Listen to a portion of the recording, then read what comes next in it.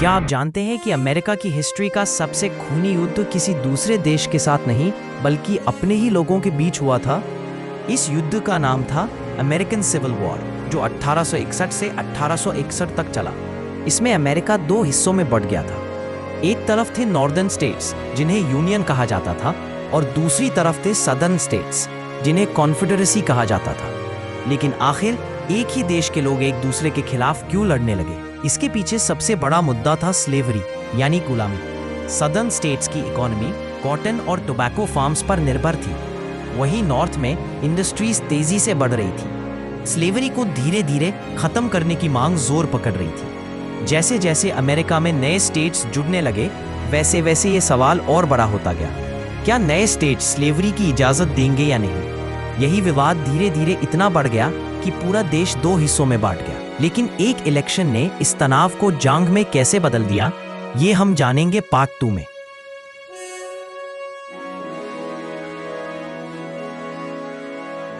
पिछले पार्ट में हमने देखा कि स्लेवरी का मुद्दा अमेरिका को दो हिस्सों में बांट चुका था।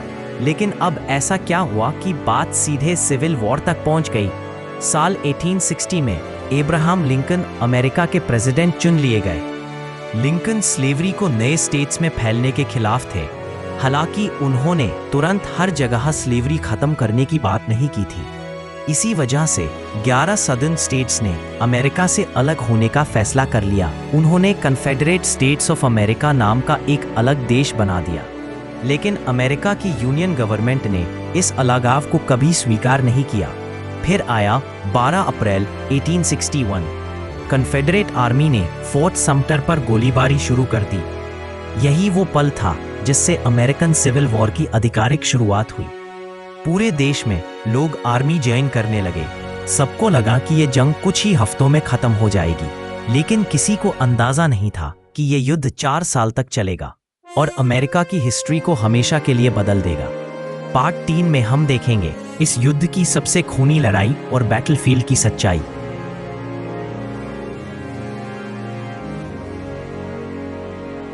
पिछले पार्ट में हमने देखा कि फोर्ट समटर पर हमले के बाद अमेरिकन सिविल वॉर शुरू हो गई। लेकिन अब जो होने वाला था उसने पूरी दुनिया को हिलाकर रख दिया। जैसे जैसे युद्ध आगे बढ़ा, वैसे वैसे लाखों सोल्जर्स बैटलफील्ड में उतारने लगे। दोनों तरफ के पास उस समय की मॉडर्न राइफल्स, कैनन्स और आर्टिलरी थी, लेकिन उनकी वॉर स्ट्रैटेजीज अब भी पुरानी थी। इसी वजह से हर बैटल में बहुत ज्यादा जाने गई। इस युद्ध की सबसे खूनी लड़ाइयों में गेटिसबर्ग, अंटिएटम और शाइलो शामिल हैं। इनमें से बैटल ऑफ अंटिएटम को अमेरिकन हिस्ट्री का सबसे खूनी एक दिन माना जाता है। सिर्फ एक ही दिन में लगभग 23,000 सोल्जर्स मरे या घायल हुए। लेकिन बैटलफील्ड ही सबसे बड़ा खतरा नहीं था। उस समय मेडिसिन और हॉस्पिटल्स बहुत एडवांस नहीं थे। इन्फेक्शन, बुखार और दूसरी बीमारियों की वजह से भी हजारों सोल्जर्स की मौत हो गई। अब तक ये साफ हो चुका था कि ये सिर्फ जमीन या पॉलिटिक्स की लड़ाई नहीं थी, ये अमेरिका के फ्यूचर और उसके मूल्यों की लड़ाई बन चुकी थी। लेकिन फिर प्रेसिडेंट एब्राहम लिंकन ने एक ऐसा फैसला लिया जिसने इस पूरे युद्ध का मकसद ही बदल दिया। वो क्या था, जानेंगे पार्ट 4 में।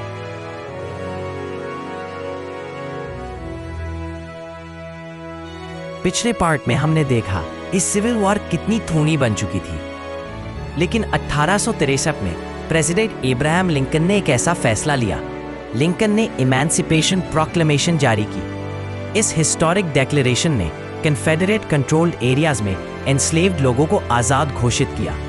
हालांकि इसे तुरंत हर जगह स्लेवरी समाप्त नहीं हुई, लेकिन इसने सिविल वॉर का मकसद बदल दिया। अब यह सिर्फ यूनियन को बचाने की लड़ाई नहीं रही, यह फ्रीडम और ह्यूमन राइट्स के लिए भी एक संघर्ष बन गई। इसके बाद हजारों African American soldiers union army में शामिल हुए। उन्होंने बहादुरी से लड़ा और यूनियन की जीत में महत्वपूर्ण योगदान दिया। लिंकन के इस फैसले ने दुनिया भर का ध्यान अमेरिका की तरफ खींच लिया। कई देशों ने भी इस युद्ध को अब स्लेवरी के खिलाफ एक बड़े संघर्ष के रूप में देखना शुरू कर दिया। लेकिन जंग अभी खत्म नहीं हुई थी। दोनों आर्मीज के बीच एक आखिरी और फैसलाकुन मुकाबला बाकी था। आखिर सिविल वॉर का अंत कैसे हुआ और किसने जीत हासिल की, ये जानेंगे पार्ट 5 में।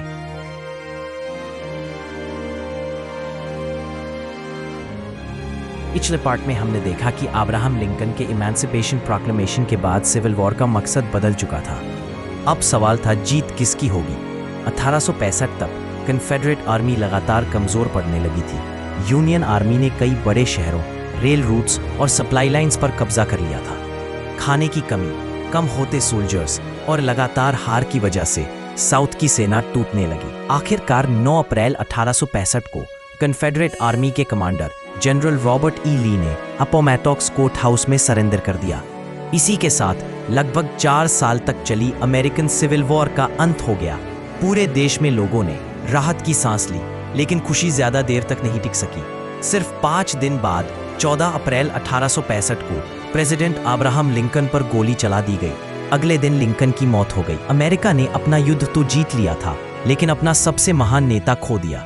लेकिन सिविल वॉर के बाद अमेरिका कैसे बदला और स्लेवरी का क्या हुआ, ये जानेंगे इस डॉक्यूमेंट्री के फाइनल पार्ट 6 में।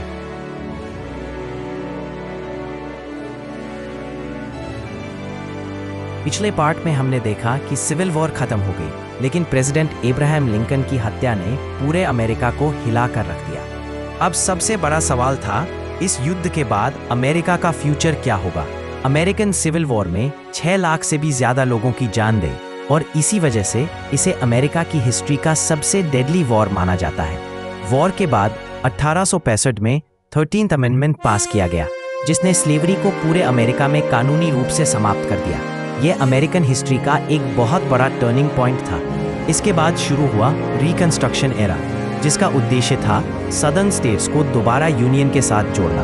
हालांकि इक्वालिटी और सिविल राइट्स के लिए संघर्ष कई सालों तक जारी रहा। आज अमेरिकन सिविल वॉर को सिर्फ एक युद्ध के रूप में नहीं, बल्कि फ्रीडम, इक्वालिटी और नेशनल यूनिटी के लिए याद किया जाता है। इसने अमेरिका की पॉलिटिक्स, सोसाइटी और कॉन्स्टिट्यूशन को हमेशा के लिए बदल दिया। अगर आपको ये 6 पार्ट डॉक्यूमेंट्री पसंद आई हो तो वीडियो को लाइक करें, चैनल को सब्सक्राइब करें और कमेंट्स में बताएं कि अगला हिस्टोरिकल डॉक्यूमेंट्री किस टॉपिक पर देखना चाहेंगे।